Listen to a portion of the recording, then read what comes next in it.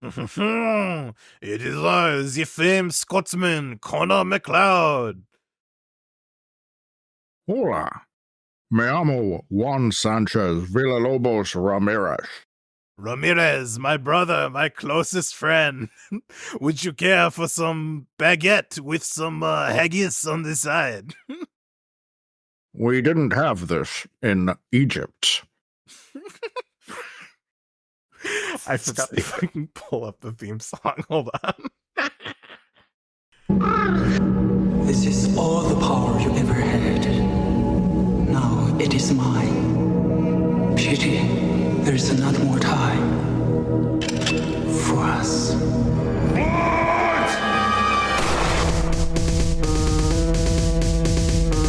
You tell him it's open season on suckheads.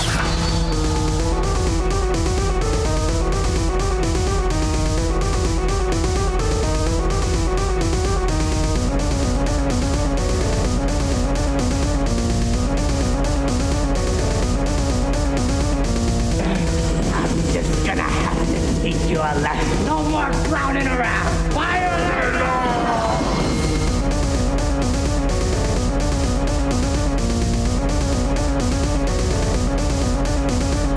Is that gasoline I smell? No, man. No! Hey, everybody. Welcome to Edging with Trash and Monk. I'm Trash, and that is Monk, and we were just doing the best impressions you've ever heard of the characters from Highlander, the original with all the Queen music. Brian, I still get so hyped whenever I hear the fucking theme song. I can't believe that when you sent me that theme song, you're like, yeah, it's really bad.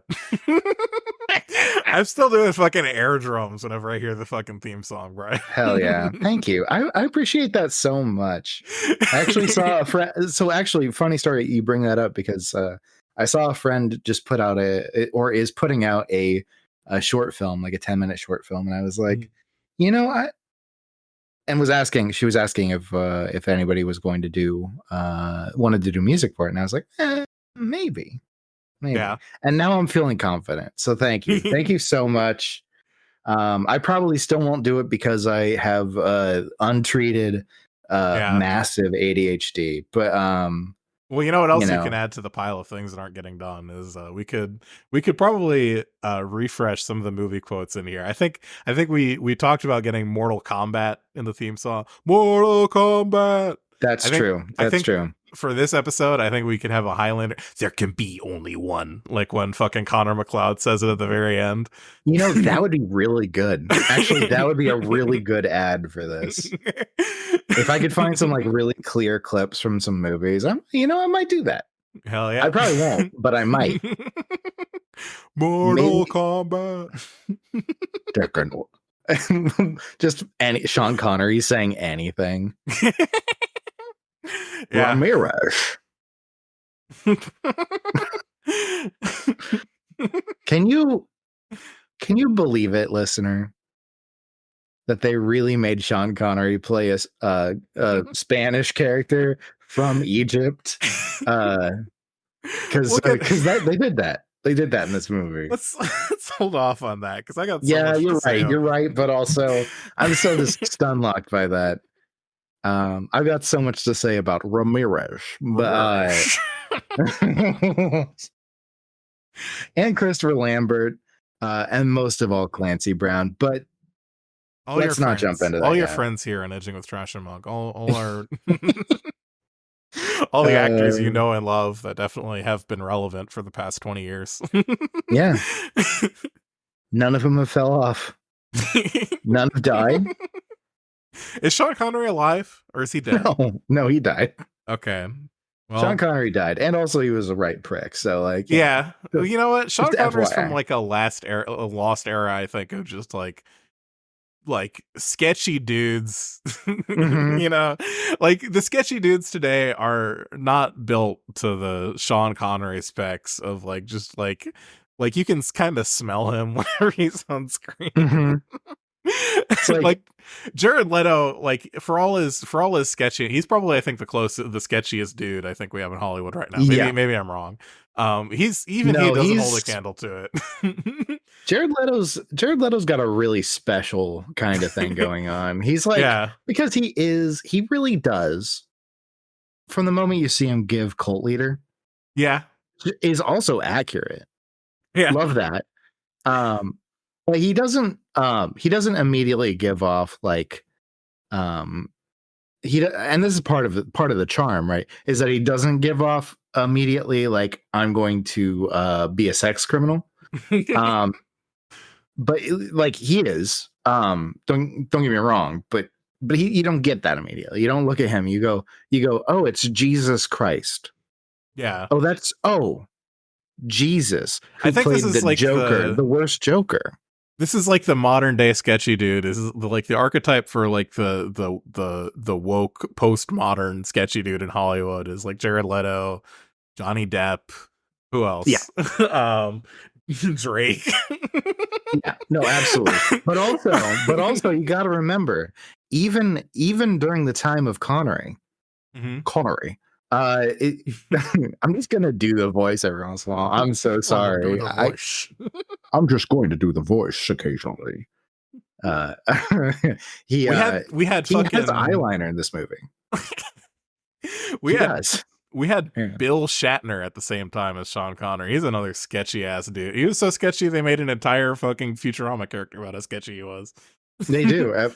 He was really sketchy. Apparently not awful from what I've heard. Yeah, I'll believe it when I know when he's dead and everyone puts out their postmortems about him. Yeah, no, for sure. But yeah. If he's made it to be like 500 years old and nobody's come out and said this man sexually assaulted me, I'm generally like, wow, great job in Hollywood. Bill Cosby didn't make it that long. Yeah, no, Bill Cosby did not make it. Did not quite make it to the end there. He died, right? Oh, fuck it. I think he did. Maybe. I genuinely. I mean, he's either dead or maybe Bill he's in prison. Cosby dead? Question mark? Dead?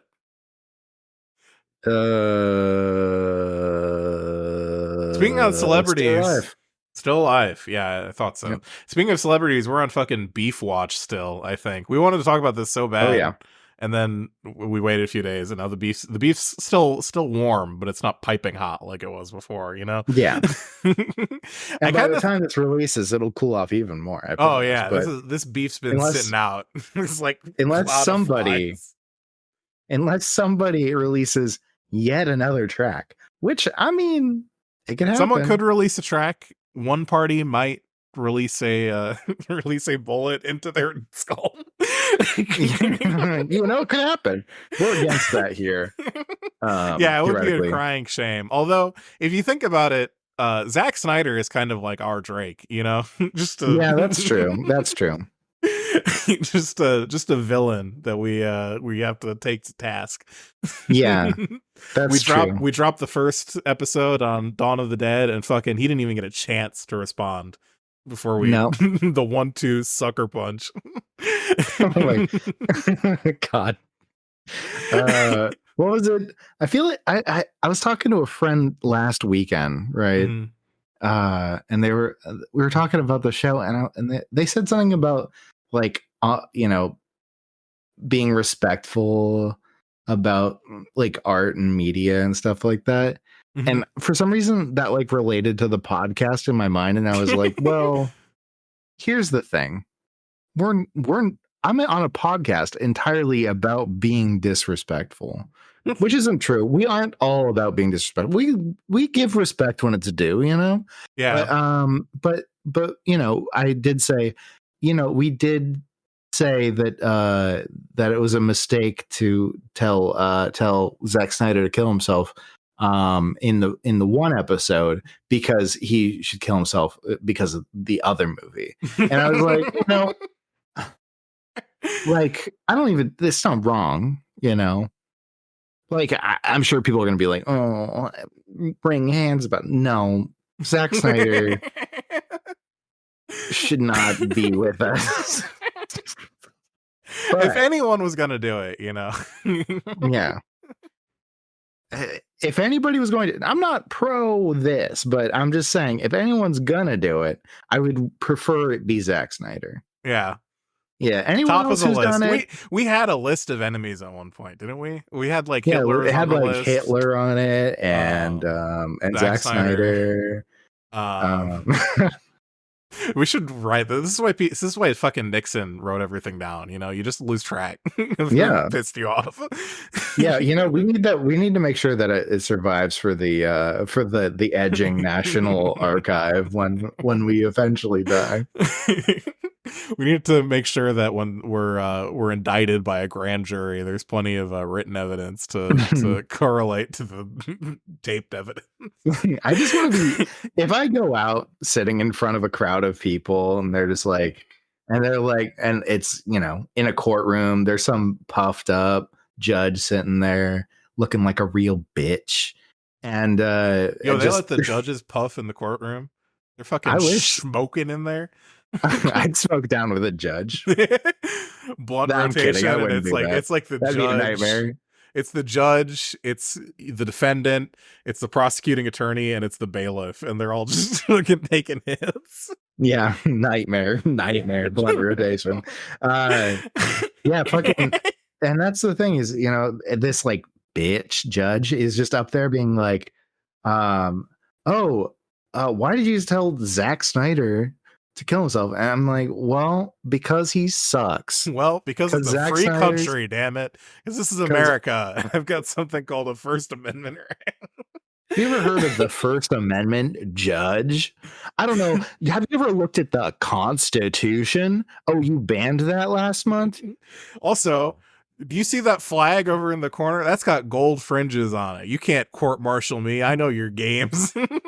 I know your games. I was traveling. I was simply traveling when I told Zack Snyder to kill himself. I am a sovereign entity under maritime law.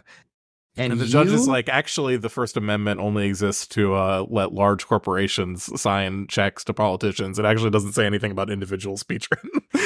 Yeah, and I'll say, and thank God for that, and shoot myself. Because somehow I'll have smuggled an ice gun into the courtroom. All of the parts are made of ice. Hell yeah. That's some next level assassin tools right there. I'm just telling you. That's what Lee Harvey Oswald actually developed. That's why they don't want you to hear anything about Lee Harvey Oswald, okay? It's because he developed an ice gun. Well, people are like, the bullet was ice? No. People the whole do want gun you to was hear ice. about Lee Harvey Oswald. He's the one who the mainstream media says did it. What do you mean people don't want you to hear about Lee Harvey Oswald? No, but it was a double misdirect. Speaking of double misdirects, you want to talk about QAA, right? You want to talk about the other yeah. I can't remember why we were going to bring it up, but because I don't know if you know this, listeners, but I have double ADHD. No, I'm kidding. Just the regular, just regular, but really untreated. Hell yeah, just marinate in that. Just marinate in it. All of my sentences have parentheticals. Fuck yeah. But yeah, was listening to, that's right, the new QAA just came out, and I was just listening to it as I was shaving off all my body hair, and that's why you were late to the podcast, because you had to listen to a whole other podcast before you recorded our podcast. Yeah, I mean, it's more important. And they were talking about looksmaxing. And because I was listening to the premium, they don't have that. That's not available for the pros. Okay, that's the premium episode. It's for premium listeners. I'm premium. Okay, and they were talking about looks maxing, and God, it's so funny because I had been exposed to it almost exclusively through TikTok and I guess Twitter or whatever, because people are making jokes about it, and I'm like, yes, this is funny as hell. But apparently you get into those forums, and my God, they're nasty little stinkers in there. All sorts of neo-Nazis and shit. It's like, Yeah. but I really appreciate that the Zoomers have developed an amazing skill called making fun of those people constantly. Because you can see all the people on TikTok. Most of them, almost all of them, are like mocking that, right? They go ahead and they're doing like, oh yeah, I'm mewing, mewing face, or people are doing it as like a joke to get away with like being mean to their teachers, which is funny. So like teachers are cool in a lot of ways, but also it's pretty fun. It is fun to be mean to your authority, teacher, to like reject authority and all that. So like, fucking. I think if you're a cool teacher, you got to be okay with being made fun of. I think that's just if you're genuinely like a cool teacher, you should be like, yeah, whatever. The kids are having their little fun and just be normal about it. the kid. So do you know what they do though? What do they do? So they put one finger up their mouth as like a shushing motion, and then they trace their jawline on one side. And essentially it's to say I'm mewing right now and can't talk. Okay. So essentially they're telling their teachers, I can't answer that question right now because I'm mewing. Okay, well, you know what? And I just think it's really funny. It's like so stupid. That is incredibly stupid, but that's what being a kid is about, is being fucking a moron. That's also what being an adult is about, is being a moron. And then you'll probably die someday, and when you die, it's probably because you were a fucking moron. I mean, almost certainly, I know it will be for me. They'll be like, you're dying, you big maroon. I think that making fun of people on the internet defense mechanism that the Zoomers have come up with to keep people from being weird about appearances, I think that's better, because I think that was sorely lacking when I was coming up back in my day as a early or late zillennial or whatever. As a zillennial, I still say I'm a zillennial. I still say I'm a fucking millennial, even if these fucking old stogies like Brian, or old fogies, stogie, whatever the fuck. I have been smoked before, it's true. Yeah. Even if people will fucking yell at me for saying it, I think I've earned, after being made fun of for being a millennial for a whole decade, and then suddenly being told, no, actually you're Gen Z, you're a Zoomer. No, fuck that shit. See, to be fair, I don't make fun of Monk for being a zillennial. I do make fun of Monk for being a young shit. But what I would see all the time on the internet is, this was before people came up with the term looks maxing, but there are all these like rate me subreddits, and even when I was like 14, 15 years old, I'd be looking at Reddit and I'd just be wandering around and find one of these rate me subreddits, and there'd be like fucking kids my age posting like, what do you think? And like people who, presumably some of these people were like grown ass adults, like telling a kid, you're a 7 out of 10, your jawline isn't perfect, And it's like, what the fuck, dog? What are you doing? Such like, speaking of fucking sketchy dudes in Hollywood, It's like legitimately way evil. Like the fucking rate me forums, just it's so rough, because you've got like these kids who are clearly have self-esteem issues, right? Yeah. Like already showing up in these forums just to be like, can you make me feel better about myself? And then you have the most poisonous people on the planet looking at them and being like, could use some work. Or even worse, you're ugly and no one will ever love you. Or even worse, like, you're ugly and the only way to stop being ugly is to like become anorexic or some shit, Yeah.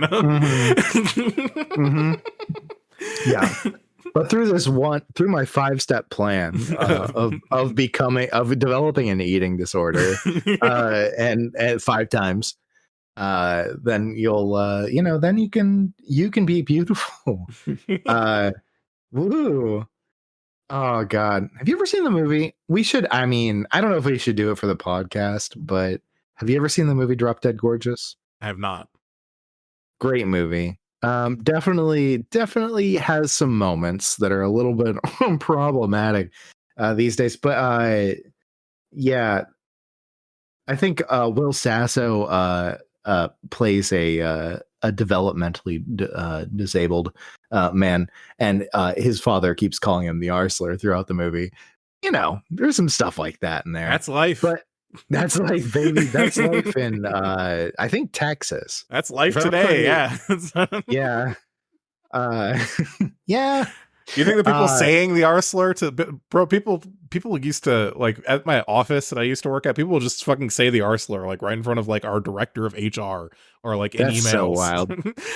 Like, people don't even fucking register this as, like, something that could be offensive. I think I'm so happy I live in Washington State, where people have at least learned the good sense not to do that for the most part. You know, not entirely, but for the most part, people have realized that that because of these woke moralists, you probably shouldn't just be dropping R slurs all the fucking time.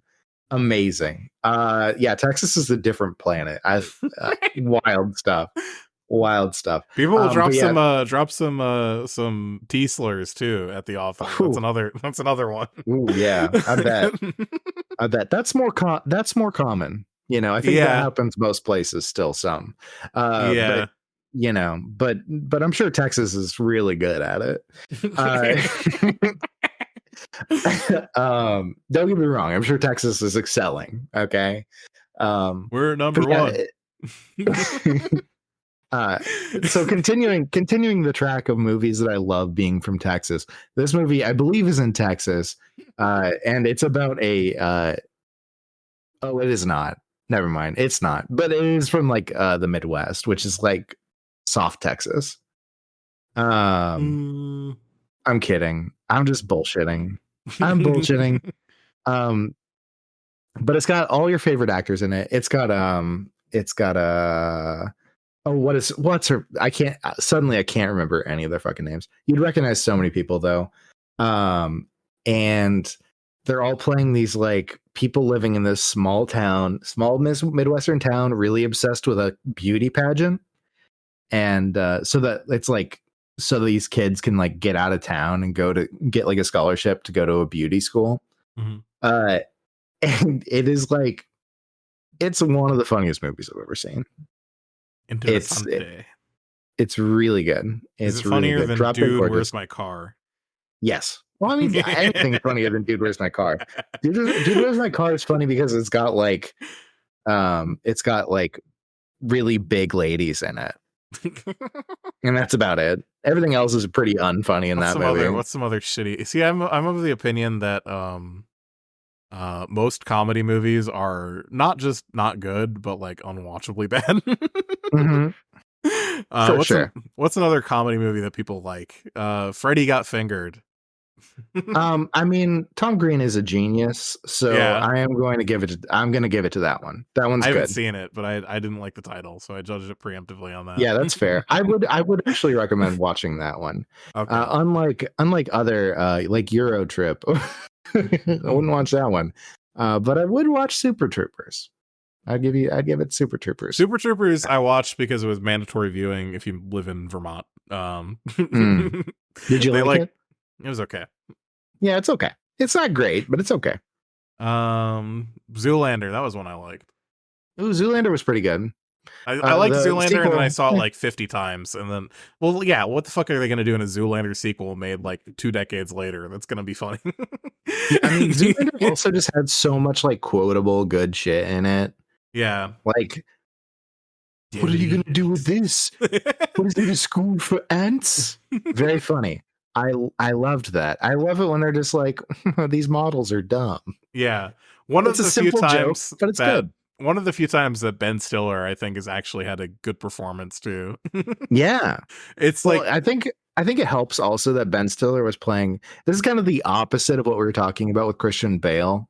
Is that Ben Stiller is playing a character that's like supposed to be a goofy, like low emotion character, like not acting at all. And it's just like, oh, okay. You know, he can do that.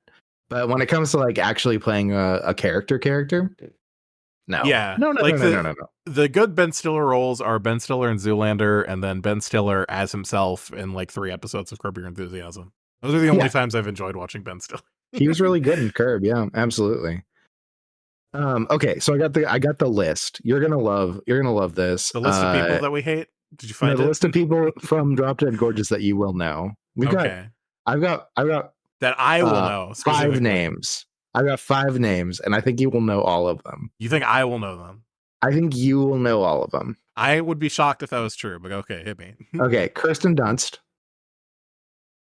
No. Yeah, played. Okay. Kirstie Alley. You know Kirstie Alley. Who the really? Fuck? No. You don't know Kirstie Alley? Who what's something they played? Kirstie Alley was in like so many movies and television shows. And then she ended up doing, I think, Weight Watchers commercials for a long time.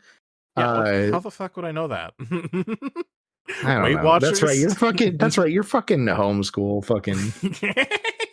You don't know nothing. You know Denise Richards, though. Do I? Yeah, you do. Was she Starship Troopers. Okay. And she was like apparently someone who was in other movies, right? She was in like a lot of movies, okay. yes. But she was always playing like very she always plays like a soap opera character in whatever she's in, because that's the world she comes from, you know? Okay, yeah. Do you know Allison Janney? No. Wow. You know Brittany Murphy? No, I don't think I do. What are these people from? What do you mean? Did you watch King of the Hill? I did, but I don't remember the fucking voice actors' names. Are you kidding me? She was also an actor in like a lot of things, but she played Luann in King of the Hill. Okay, cool. I don't know. The movie's great. Will Sasso's in it. You know who Will Sasso is? No, I do not. Will Sasso plays the most problem. God damn it! Will Sasso plays the most problematic character in the movie. Was Will Sasso the guy from Last Man on Earth?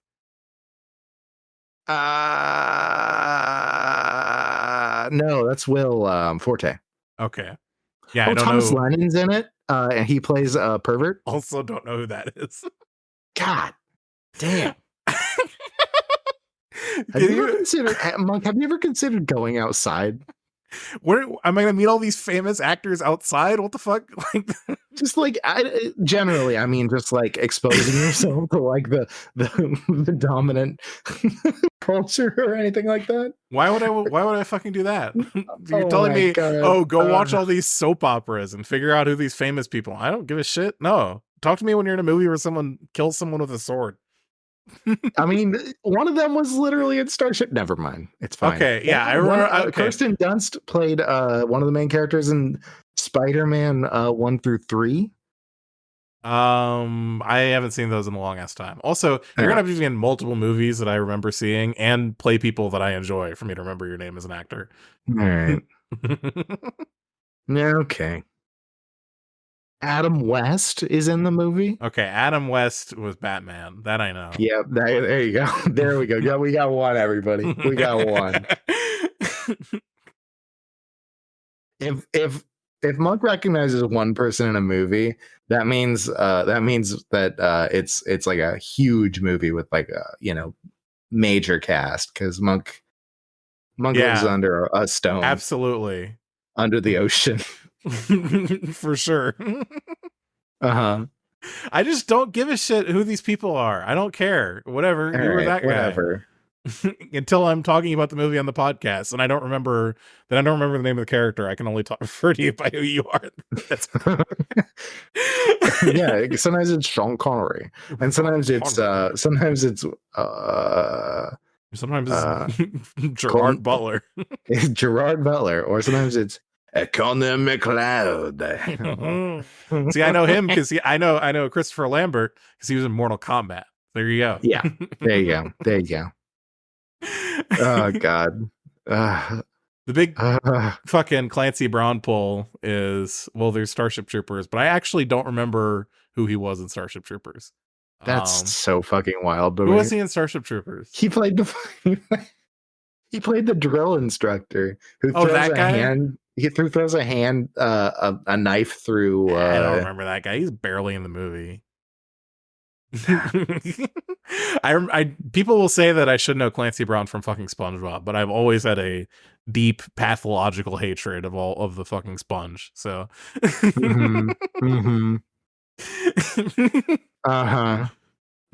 He's in John Wick 4. We haven't seen that yet. Or I haven't seen it. You saw it. I saw it. Yeah. He was in Flubber, apparently. I don't think I saw Flubber. He was in. Wait, he was in Gen V.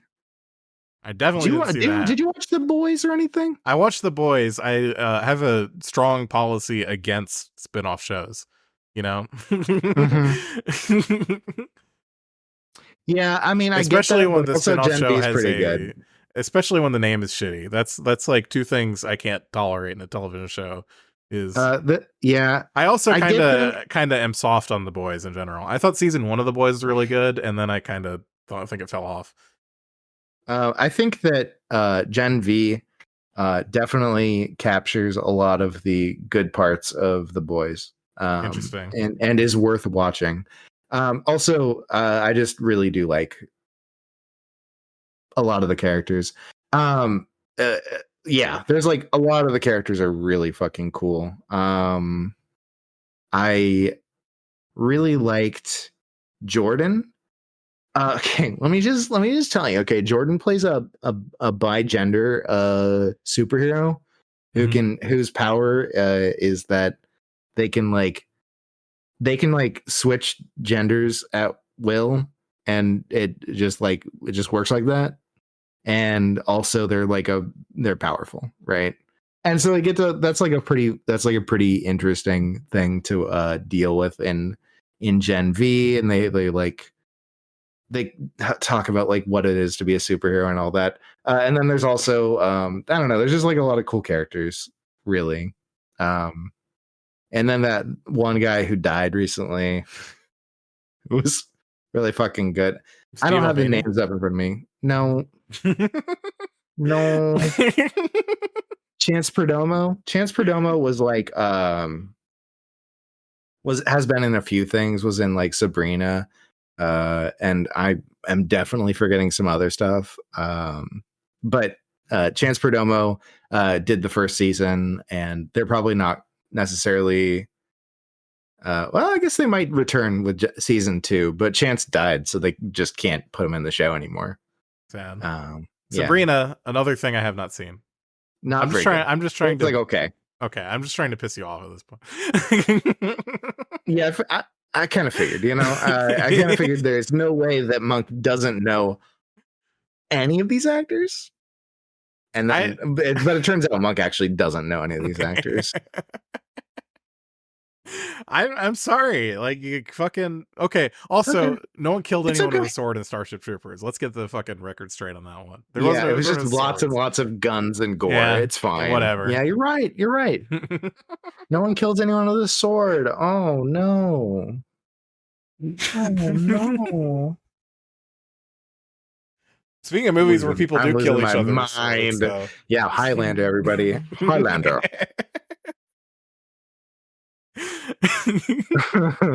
Okay, we'll talk about the fucking movie. Yeah, Highlander. This one kind of fucking ruled. I don't know. I've got mixed. So Highlander, I went into not really expecting to enjoy it at all, because Highlander is part of a canon of movies, which are movies that I was told to sit down on the couch and watch by my dad. And this was not really a very fruitful environment to really appreciate the craft of the film going on, you know? So that's my primary the things I remember about Highlander were like just the general premise, and like the very end of the movie, I remember him saying, "There can be only one," and that's it. But yeah, it's Christopher Lambert. Weird choice. I kind of fucking hate him. Yeah, he kind of sucks. I don't know how he got this role, honestly. Yeah, it makes no sense. let's get the Scottish guy to play the Egyptian by way of Spain guy, Who is and a then we'll space get alien, actually. who in well later outside of this film, everybody will reveal is a space alien. Apparently, in the future installments of this movie, what? And then we got Christopher Lambert, French, kinda, maybe only French. I don't know what the fuck. So He I can't. looked this up. I think he was born in the U.S., but then Okay. moved to Switzerland when he was 2, and was raised in Geneva, and then moved to Paris and lived there. But he has like fucking the fakest Scottish accent you like, faker than mine. And I'm not going to reveal mine because it's incredibly fake. But okay, so I feel like saying that he has a fake Scottish accent it refers to him having even attempted a Scottish accent, which I don't think he does. He kind of does. Like he definitely is attempting it in a few moments. But yeah, it's like, it's not very good. And it's also like there's a big chunk of the movie too that's in the present day where I think he's not doing his bad Scottish accent. He's just doing his kind of weird, stilted, normal way of speaking. That's like an American accent, I guess. Because there's this reveal like towards the end of the movie where he's talking to what's her face, the criminal forensic guy who's like the big sword nerd. Yeah, so I don't remember. Yeah, whatever her fucking name is. He's like revealing that he's immortal to her, and he like drops like he code switches instantly into saying he's Scottish. When he says, "I'm Connor MacLeod," and it sounds like shit. It sounds worse than what I just did, honestly. Yeah. Like, huh? Yeah. Very, huh? Yeah, he can't do it at all. It's not just that his accent is bad; he's just not a very good actor. The other yeah, and if you've seen him in anything else, he can't. Yeah, it's like Mortal Kombat was like the high point of his career because he's the best actor in the room there. And so, I mean, even then, was he? Who was better than him in Mortal Kombat? I guess I don't know. Was anyone an actor in that movie? I guess that's at the all. point. Yeah, he's the closest to an actual actor in that movie. Yeah, but like, you remember his performance in that? Like, somehow his accent was bad. even weirder in that. I don't know what they fucking made him do with his voice because he sounds kind of like this in Mortal Kombat. Sounds like he's doing a villain voice, but like, I don't know, probably kind of like, I don't know, rat coated. I don't know. I am Raiden. I am Raiden. Let me tell you about things. And it's just like, what are you doing? And in this movie, he's got some moments kind of like that too.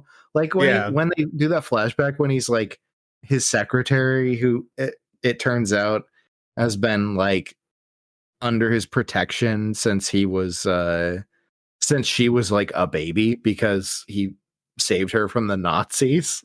Yeah. He's like, he like gets shot in the back by the Nazis and she's like, "You're not dead." And he's like, "Yeah, I'm magic. It's cool." And then he turns around, trick, right? and the Nazis like, "You should be dead," or whatever. Fucking, that was a bad German Mamma accent. mia, you should be dead. Yeah, they're Italian. Okay, I'm just gonna do Italian accents for German Nazis. Okay. Yeah, it's a me, Nazi, and the motherfucker is like, "Why aren't you dead?" And he's like, "I don't know." And the guy shoots him again. He's like, and Christopher Lambert playing Connor is just like, and then shoots him. It's like, dog, what is this? Why are you cackling like a fucking? He kind of also does that. Pinky or the brain. Is that just what he talks like? Is that just his normal voice that he has to suppress at any given moment? Because like he kind of talks like that at the end when he's, "There can be only one." Yeah, like, dog.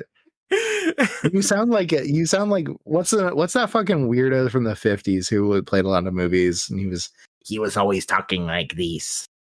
He was always very evil. He always played like a henchman or a bad guy. I don't know. Yeah, Do you think I would know who that I don't even remember, so no. is?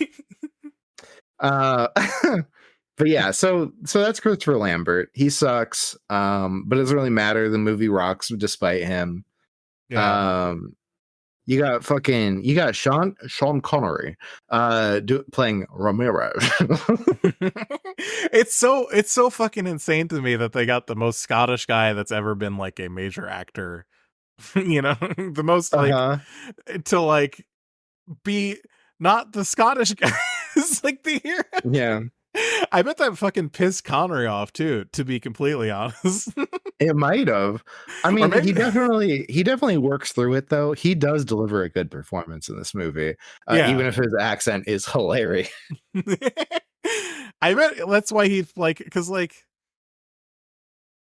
they fucking like had to have like told him at some point like, can you tighten things up and sound a little bit less Scottish for this scene, Sean? And he probably is doing it in protest of not being the Scotsman. Yeah, right. He's like very famously the Scottish guy. Yeah. Wild shit.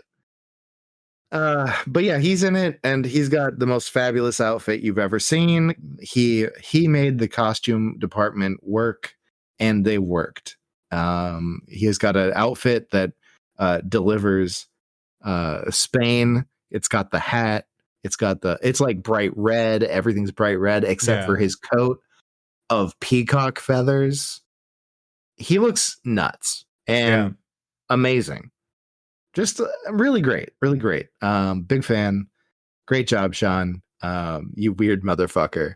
But then the real star of this movie. The real star of this movie is Clancy Brown as Kurgan. He makes this movie for me. Like, for real. I don't know about you. For me, though, Kurgan is it. Kurgan is this guy who's like been around for centuries. He's apparently like very ancient. And he's just covered in wounds from how many times he's died or almost died and come back to life because he is a Highlander. And you get introduced to him as trying to kill Connor McLeod on a battlefield in Scotland. And he fails, and then he comes back and tries to do it again during the Quickening, which is the event that the whole movie kind of revolves around. And you get to meet 21st century Kurgan, and oh my god, what a delight! Yeah, he looks like he's fucking. He looks like he's a big Gigi Allen fan. Yeah, it looks like he's really into the Misfits or Gigi Allen. He's got like the worst hair you can imagine. His hair is like all missing except for like one little lock on the side of his head. He's just like mogging everyone and just going all the time, which is fucking sick.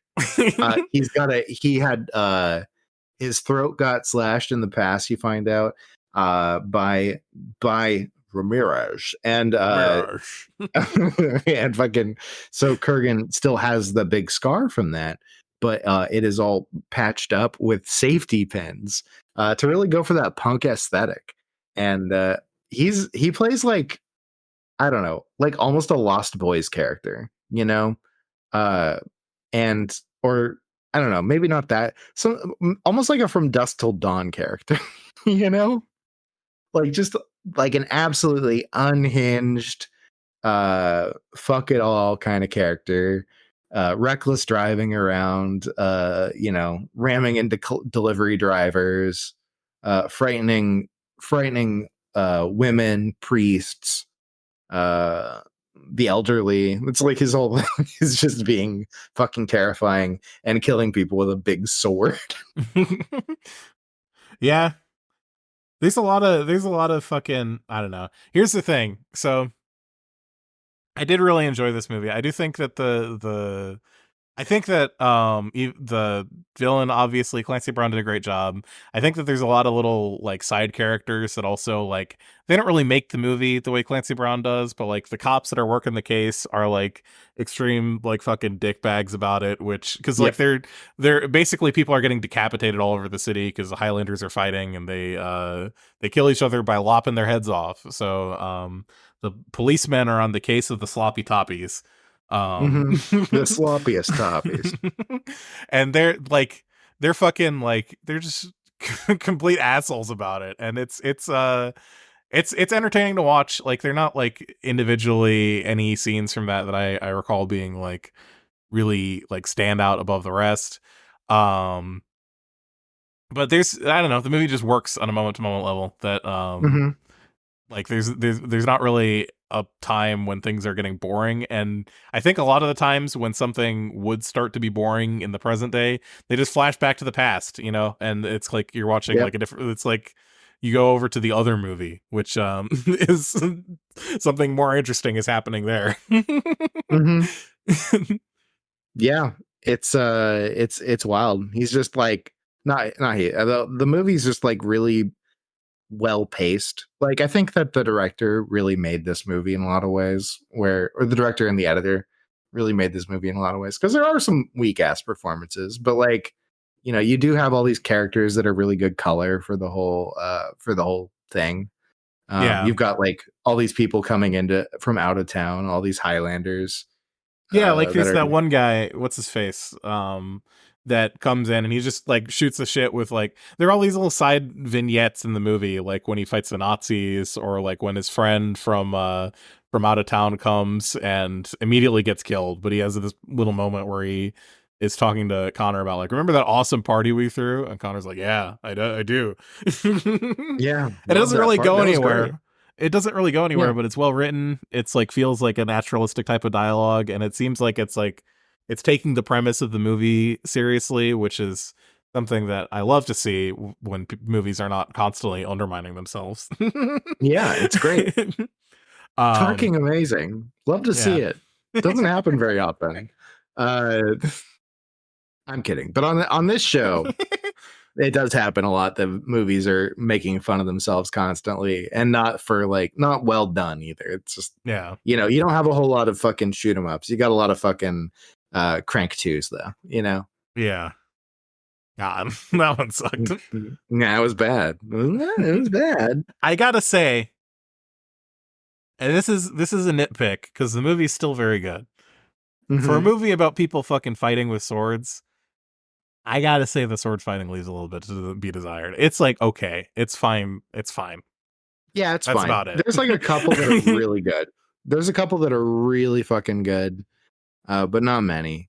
Yeah. I think that the opening one is a pretty good spot for it, and it like works well. And then because it's just like, oh, why is this guy fighting with a fucking like a Renaissance rapier, and Connor McLeod's like got a big sword. Like what the fuck's happening in this parking lot? That's right, it's a katana. And the fucking katana, which oh my god, the katana. We'll talk about that in a second. But that one's pretty good. When Kurgan and Ramirez are fighting in the tower, that one's really good. That one's okay. That one I think is more like, honestly, like the set design and like the tower literally just falling apart around them. That's more interesting than any of the actual sword fighting, which is just kind of like the choreography is just not really there. And none of these actors are really actors that are known for being like choreographed stunt actors. No. So it like makes sense that it's not like at that level. But you know what? I want to see people have a sword fight. Damn it. I think that honestly, Kurgan swinging the big sword around is probably the most fun when it comes to the actual sword play. In my opinion, because he really does sell it. He sends the sword. He's like, I don't know, when they're fighting in the last scene, he's just fucking swinging it around like a motherfucker, like it's a fucking flail. When he's fighting Connor's friend in the parking lot, and the fucking vigilante comes up and starts shooting at him. The guy with That shit rocks the guy pretty with what does it say? Hey Russia, up yours shirt. Yeah. And some shit. That little, like, that doesn't need to be in the movie, but it is. They're like, yeah, we put in this guy who's just kind of like a part of the atmosphere, and Another scene and it's great. that absolutely did not need to be in the movie, but I think the movie is better for it, is the fucking scene that where he's got like that red coat and he's getting fucking blackout drunk and dueling the red coat and getting shot funny, over and over again. That shit sucked so much. That shit was, I mean, that was just a comedy scene. I like it a lot.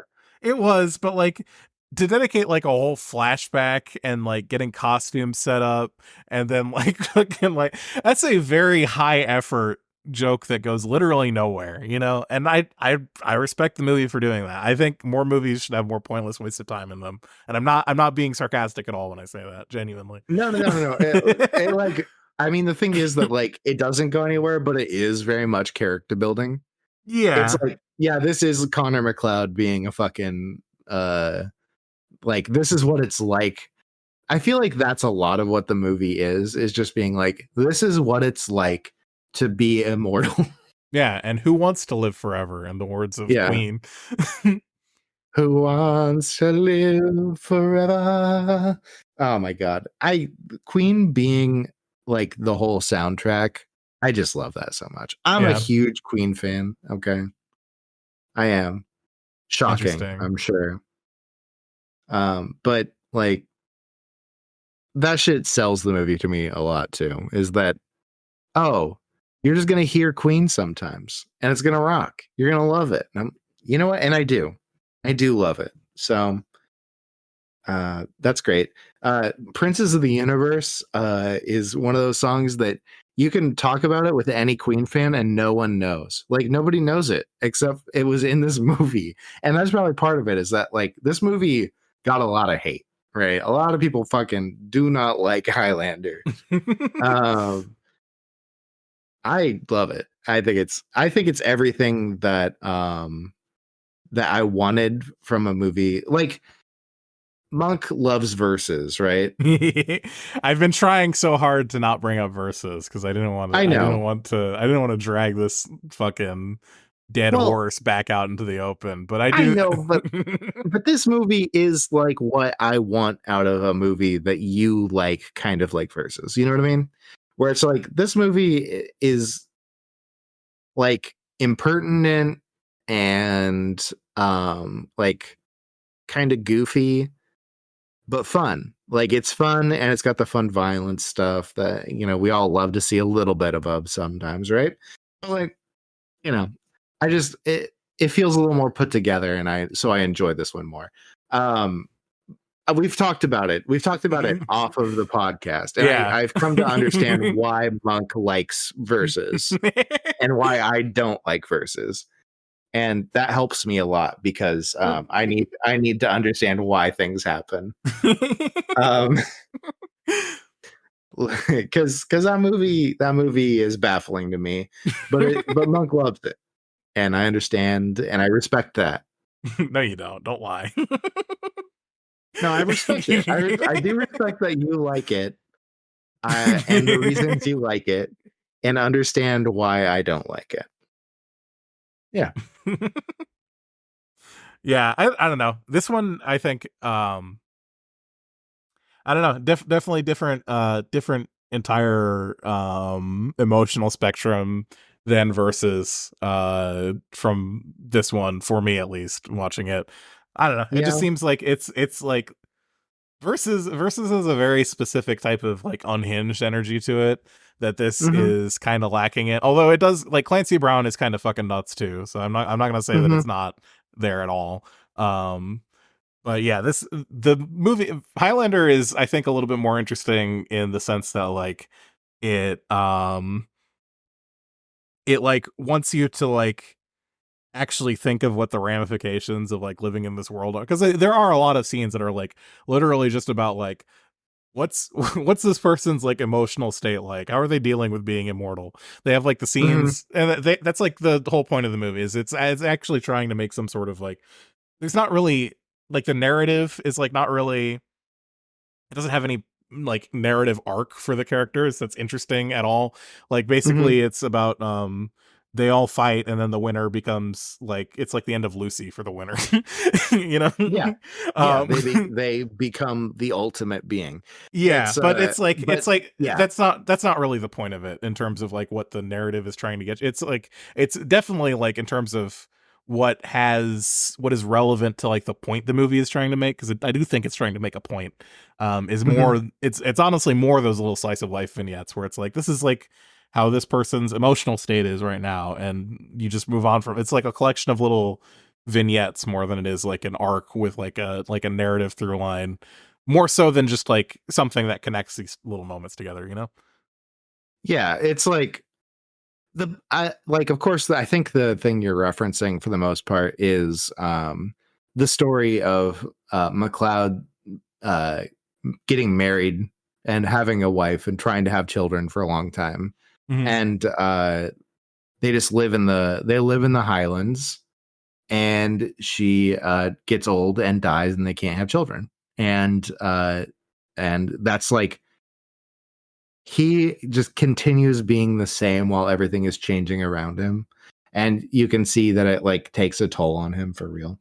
But it's like, yeah, and you get these like soaring "Who Wants to Live Forever" from Queen moments, and it's just like, and it feels really fucking heavy. There's like these really fucking heavy moments interspersed with like the light moments of like, I can't be killed in a duel, and I'm going to mock this British gentleman as he tries to kill me over and over again. As he like beats up his like gay little henchman. Yeah, his gay little henchman they keep kissing. I feel like it's probably a little homophobic, but also I don't want to like, I don't want to dig into it too much. And then there's other moments, there's like losing your friend who's also one of the Highlander people, who I say Highlander, they're not Highlanders. I don't know what they're called, the people they're immortals. There's only one Highlander because he's the one from the Highlands. Yeah. But for all intents and purposes, they're all Highlanders, and it is what I'm saying. But yeah, the his friend that he's known forever, it's actually having Highlander's monster. It's not Highlander. So he's like, oh yeah, my friend who I love a lot and trust well enough that he's not going to poison me on a bridge, which is something they make a point of saying, is like, dies to Kurgan, and he's like, fuck, goddamn, I've known this guy forever, and we're good friends, and we partied together. That party, my god, and he dies, and there's a reaction. Christopher Lambert doesn't act very well, but they're definitely trying to make it in the movie, and they can sell it with the music a lot of the time. Yeah, and that's good enough, And I think for that like type of like narrative, like, I don't want to say through line because it's more just like a theme they're establishing over and over again. It's more, it's really kind of the one note, I think, but it's a good note. Is like, I think Kurgan's a really good foil for that too, because he is someone who does not even attempt to like sort of like participate in like mortal society anymore. He's just fully this like 100% nihilistic asshole, and has been since like for hundreds of years now, at least. Yep. And I think the way those two character dynamics of like this person who's really trying to stay connected to the world around them, and is kind of not doing the best at that, versus this guy who doesn't even give a shit about staying like tethered to like humanity at all. I think that dynamic works. It's not the first time that's been done, but it works really well. No, of course not. It works well here. Also, this was kind of probably an early like film about that, because a lot of the movies like that, you have your Frankensteins and shit like that, but like, for the most part, stories were out there, but you know, they didn't usually get into topics like that. This is one of the this is earliest surprisingly movies. deep. This is one of the earliest movies I think that also I think qualifies just generally for like the edgelord movie. Like this really like this is the shot that all of the white men with ponytails heard around the world when it comes to buying katanas on the internet, you know? That's so true. That's so true. Speaking of katanas, you will notice that Connor McLeod does use a katana in these movies, kind of inexplicably. No one really talks about how he gets it, right? No, they do. All we know, they talk about where it must have been made. Well, they talk about because it was Ramirez's katana, and it was his wife that made it for him.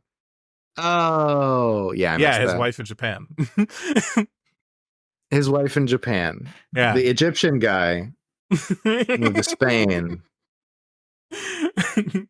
It was in 660, so it was about 1,000 years before the Highlander shows up to the scene when he was married in Japan, married to that white. Which, you know, 1,000 years I think you could get from Japan to Scotland, you know, to Spain and then to Scotland.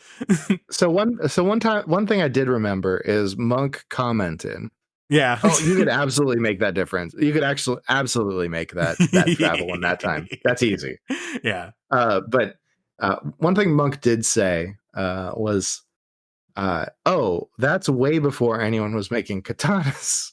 Yeah. But then they comment about it in the movie. Yeah. They did address it. They were like, oh, no one was making katanas. This is like way too old to be a katana. This is wild. We've never seen anything like this before. And I just thought that was a really interesting little detail that they brought into the movie, because a lot of movies just would be like, meh, it's stupid. It doesn't matter. Yeah. And this movie's like, it's stupid, but it does matter. Okay. It fucking matters. Okay. We're gonna put some energy into this. Okay. Yeah. And I just want to say, appreciate that. Really, I do. Let's see. What else? Yeah, I kind of what was another like what's some other good Queen moments? Because Who Wants to Live Forever is the one that obviously comes to my head. You're the Queen head here. What I mean, were there any other? That's the song they really lean on through the whole movie. Yeah. Was there anything else? That's just like the emotional strains. I mean, most of it's just like you hear some guitar stuff and it's like, okay, cool. I don't even know if that's actually Queen doing the guitar stuff a lot of the time, but sometimes I think it is. There's some moments where I can detect some Queen happening, you know? Or at least it's a convincing enough ripoff. Yeah, there's like two singles in this movie, right? Mm-hmm. There's Princes of the Universe and there's Who Wants to Live Forever. And those are the ones that really get the they really get your juices flowing, right? Because, you know, Who Wants to Live Forever is like very somber and is like, you know, a meditation on death and dying. And you know, that's something that you know, the 80s and Freddie Mercury, you know what was happening.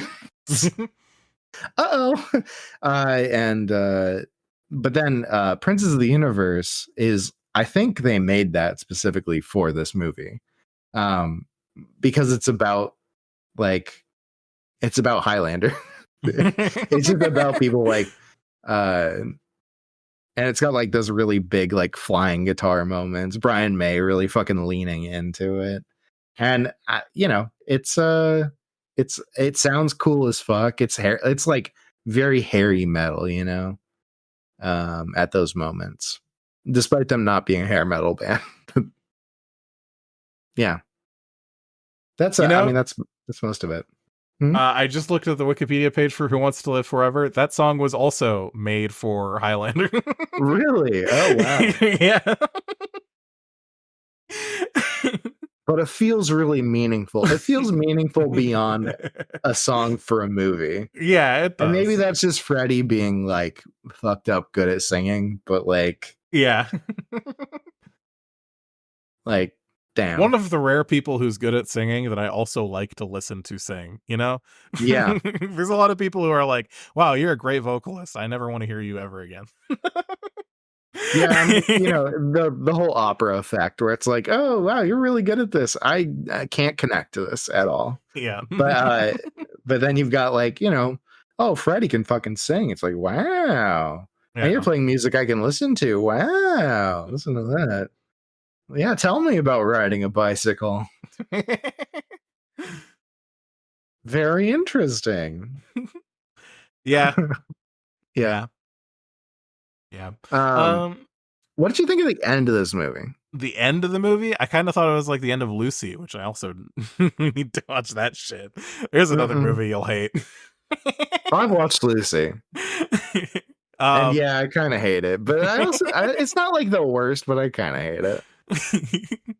Like it's watchable, but I don't like it. Yeah. Yeah. So I don't know. I kind of think that like I said before, when I say there's not really any narrative through line, what I mean is I don't think the ending is like a satisfactory conclusion to like the like emotional moments brought up earlier in the film. Is like, oh, he becomes the last Highlander and everything's cool now. He can detect everyone's thoughts, and also someday he's gonna die. So and he can have kids now. Yay, he figured it out.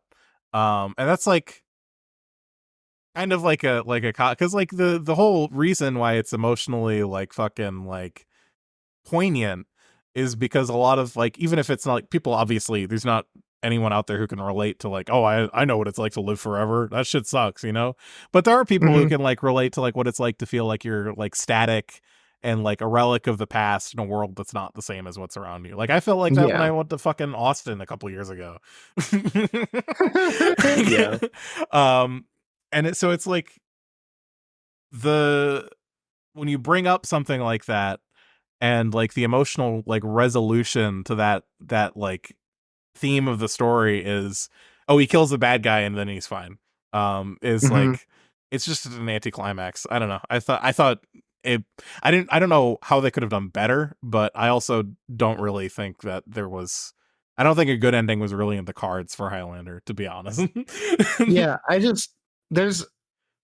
agree, it sucked, right? It's just like, it's a bad way to end a movie. The ending is not satisfying in any way because it's just like, yeah, he won the final duel. Yeah, Kurgan is now spewing energy out of the spot where his head was once, and they have like a rip off 2001 type scene where there's some like cool visual effects, but it's not even like long enough for it to be. If it was like a 30-minute drug trip at the end of the movie, then maybe I'd think it was a good ending, That would have been an interesting choice, and I'm not sure I would say it was good necessarily, but it would be interesting if it was literally like the same length and intensity as the ending of 2001: A Space Odyssey.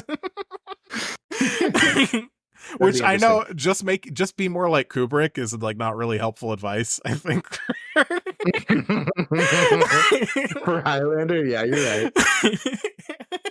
right. You're right. I do think it would be interesting if all of a sudden they started setting the pan back and forth on a low tone while showing like a trip into the universe through like space baby eyes, and you're just like, whoa, that'd be interesting, but I do not think it would be appropriate for this movie. I'm gonna go out. Well, you can fucking dress it up in a way that's more Highlander themed. The point is that it's like visual and they do kind of do that. It's just they cut it after like a couple minutes. They're like, enough of that. No, this is weird. They should have like quintupled down on it. Okay, yeah. Like really fucking lean in. Yeah, that's how you make a good movie. Is you have an idea and you don't just double down, and you don't just triple down, and you don't just quadruple down. It's like, yes, we're going all in.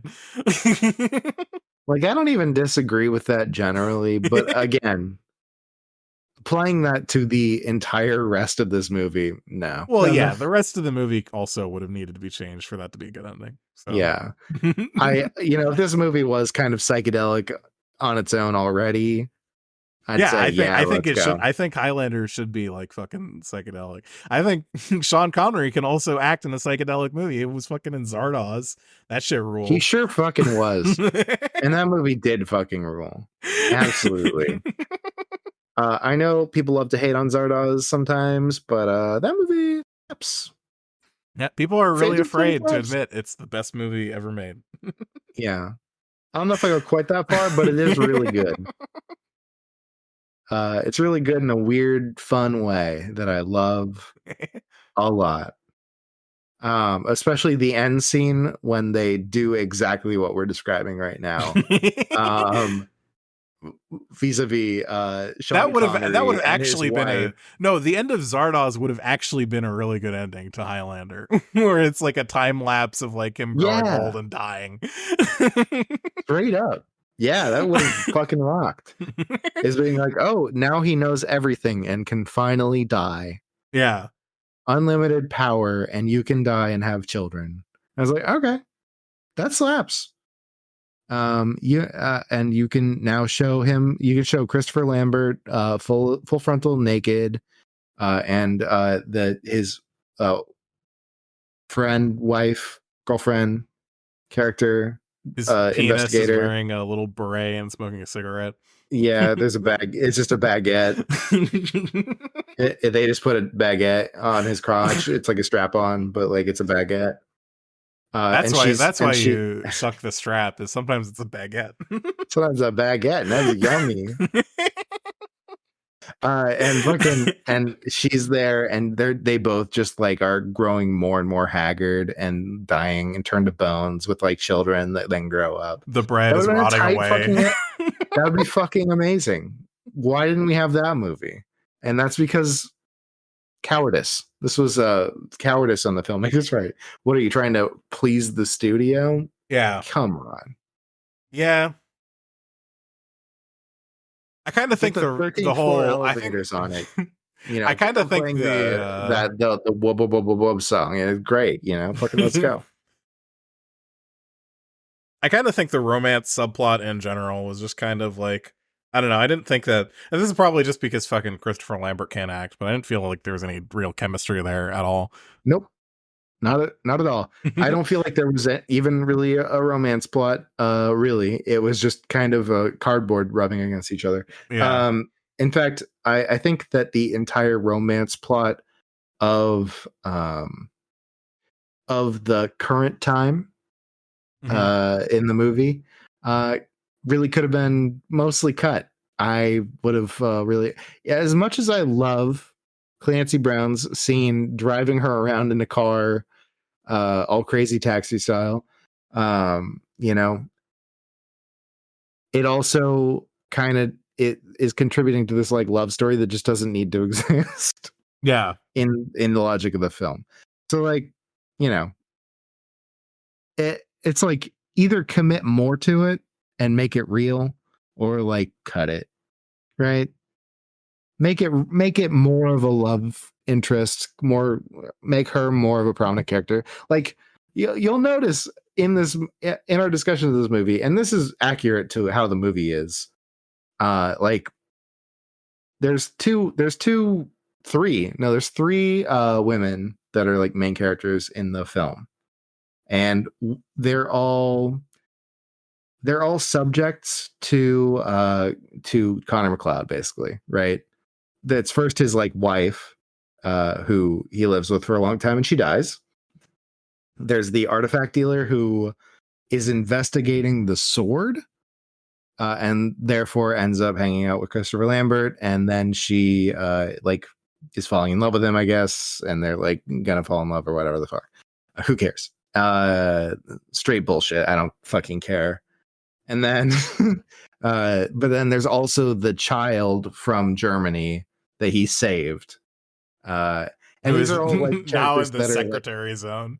Yeah, who's now his secretary forever because she knows his secret, and they're together. They're thick as thieves, I guess, even though they don't seem to be very close, actually.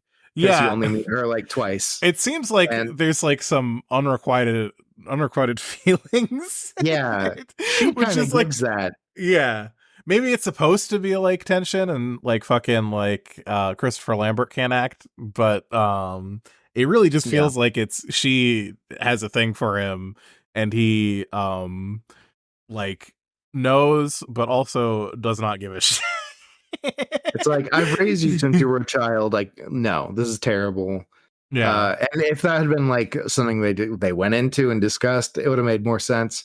But what I'm saying is this movie is very focused on the stories of all these men characters and has basically no interest in the women other than as like vehicles. So it's like, so I don't know, like even the characters, knowing them, it's like they're kind of immaterial. They're just MacGuffins to like for the main characters to act off of, and that sucks, but it is how the movie is. So that's the 80s. Yeah, that's the 80s, you know. That's a lot of decades actually, but that's the 80s. That's just like a lot of movies actually.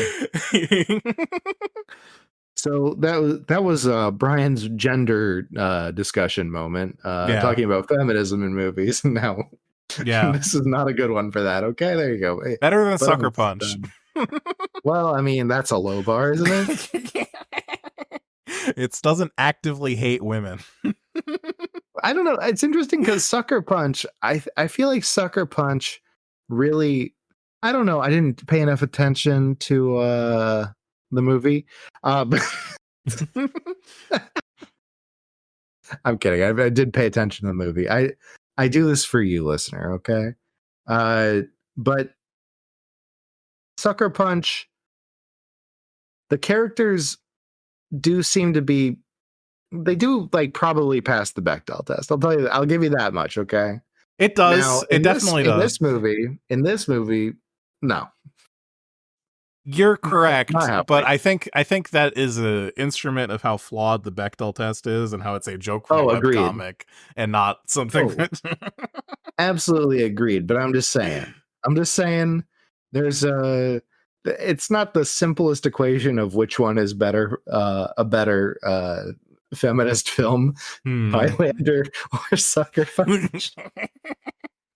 I have to say that the complete indifference towards women and like just sort of discarding them is much better than the condescending. Maybe some women can fucking send us emails telling me that I'm a fucking pig and I shouldn't speak for them. But I think the dismissal is a way more positive thing than the message of Sucker Punch, which was a movie about how women should tear each other down less and just accept what men are doing to them. Actively going out of its way to spread a negative message as opposed to just being kind of dismissive, you know?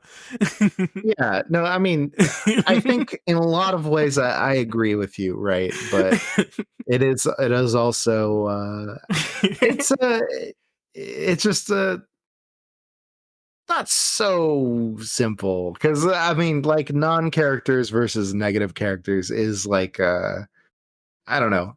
It's the viewers representation decide. Generally, right? When it comes to representation generally, like, bad representation is theoretically better than no representation, but it depends. Like, don't get me wrong, Sucker Punch is a fucking awful movie in so many ways, and its messages about Zack Snyder's feminism are troubling.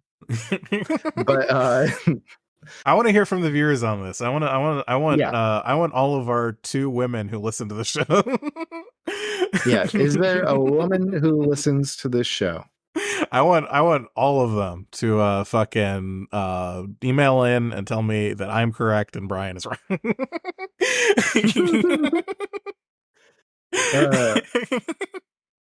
See, it's funny because I feel like, and this is from asking a non-binary friend of mine, right? About this, and they said they had positive memories of this movie, but hadn't watched it since they were in high school. And so I'm just like, yeah, no, I get that. I feel like there's, on a lot of levels, people could watch Sucker Punch and get like some really basic level kind of like, sure, like this is a criticism of how women were treated by psychiatric hospitals in the like 50s and 60s. They literally, like every scene where the women have agency, they begin it by having a man show up and tell them what they need to do. Yeah. Yeah. No, 100%. Again, Snyder. I don't know. I don't find Sucker Punch an example, because like none of those characters are actually expressing any sort of like agency of their own beyond being like voyeuristically like rubbed up against the camera, you know?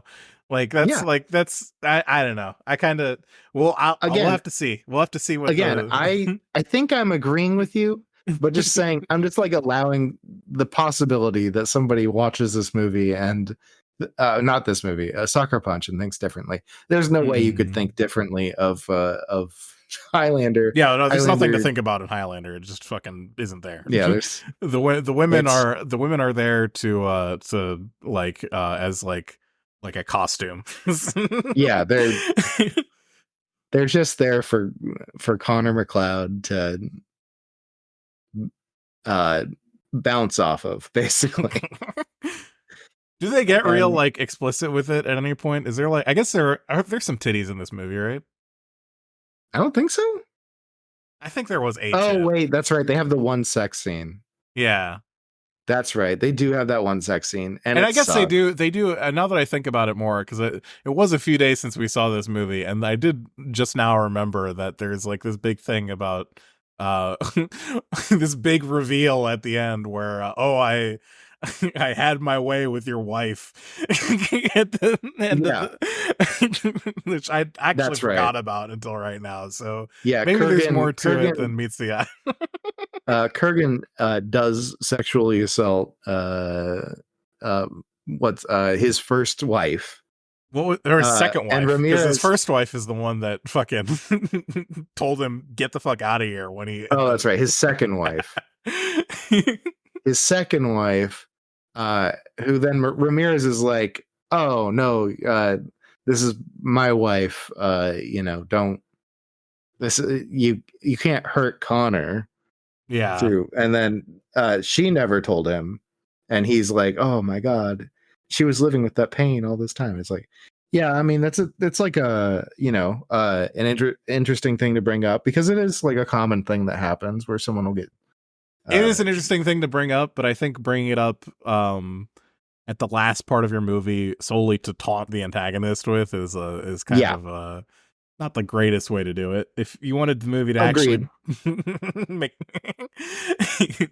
I don't know. No, I agree. It's like such a footnote. It doesn't. It is literally there just because it is something Connor can use as anger. Yeah. It's like, yeah, and again, so it continues to be like, this movie is not good for women. Not great. But it is not great, but it's fun to watch. Not great, but it is a very fun movie. I do recommend watching it. It is fun, but it is not a feminist movie. I'll tell you that particularly. Much. No, unlike Sucker. No, I'm just kidding. You want to watch another movie that is not kind towards women? I mean, I've seen plenty already, but what are you thinking? What are you thinking about a movie that is not kind? Let's watch. I forgot the name of this fucking movie. Hold on. I forgot the name of this movie because this movie has such a unique visual style that it's like seared into my brain in a way that words. Oh, can't Sin express. City. No, Sin City was another. We already watched that movie. That's I know. Immortal. I don't know if I know that one. That one is that? Extremely French. And also is half CGI and half live action in like the most fucked up way possible. Immortal 2004. Yes. Okay. When a god is sentenced to death, he seeks a new human host and a woman to bear his child. Oh no. Yeah. Oh no.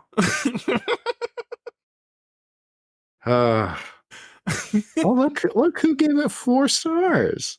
Yeah, I think this movie is like being like this movie is impossible to watch, which I respect. So I had to give it 4 stars. I couldn't understand what was happening, so 4 stars. That's what an amazing way to review a movie, Monk. I do love. Maybe I'll watch the movie a second time so I can understand what happens. That's pretty powerful. I'll give that. Amazing. Amazing. All right, we wrap it up. I think we're wrapping up. I don't think we have any fan mail. I expect to get fan mail after this because we have a fan who is personally invested in this movie. Interesting. Maybe we'll get fan mail. Maybe we won't. I'm not going to jump the gun on that. If we don't, we don't. It's okay. C'est la vie, or whatever the appropriate thing, whatever Christopher Lambert would say. C'est la vie. It's a baguette. I love drinking the wine and eat the baguette. That's what French people thought. They smoke a cigarette. Oh, really? Yes, we do. I forgot about this one. Hold on. I think we forgot about this one for the last episode too. Oh shit. Yeah. Sorry about the wait. Sorry. Can you hear this? Hey y'all, Froggy Doggy here, listening to the Rain of Fire episode about halfway through, and of course only about like 5 or 6 minutes into the actual movie itself.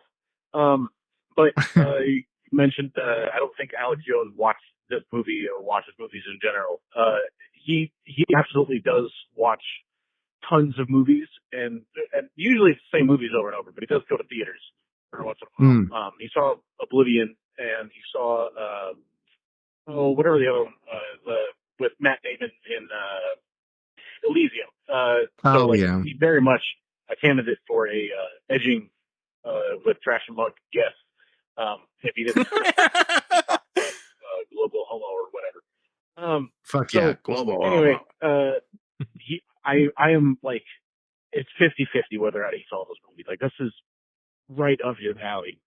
He prefers sci-fi generally, but he does like his fantasy.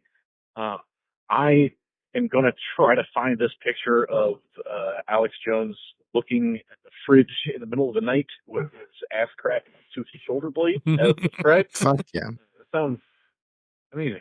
But I did want to correct a factual error.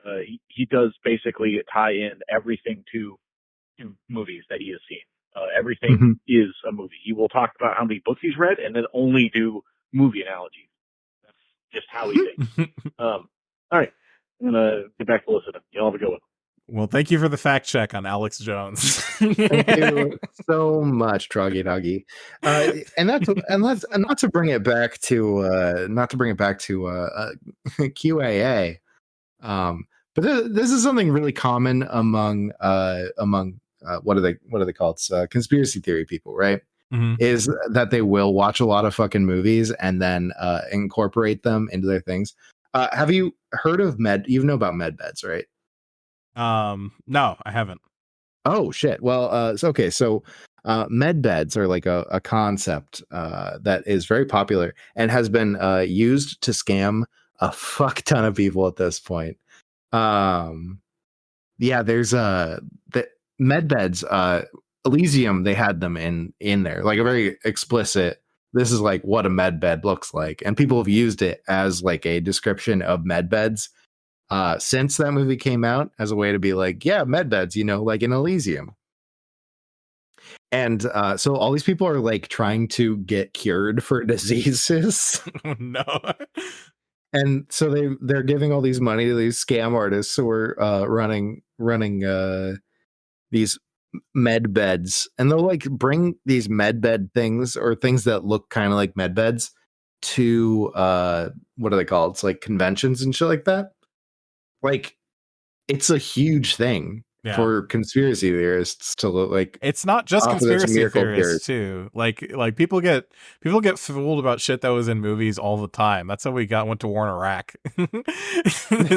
True. The fucking intelligence community literally described the plot of The Rock, I think, and that's amazing. Fabricated evidence to back it up. You know, and I think that's the really neat thing about our intelligence agencies in the United States is that they're full of weird reactionaries who are into conspiracy theories. So they they do the same shit. They also get into the wild shit.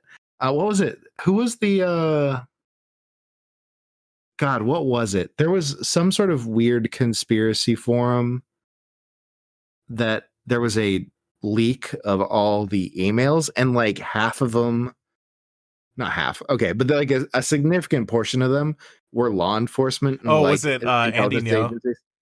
Yeah, Andy Ngo's. Oh, it was the Post Millennial, which is just full of conspiracy theories.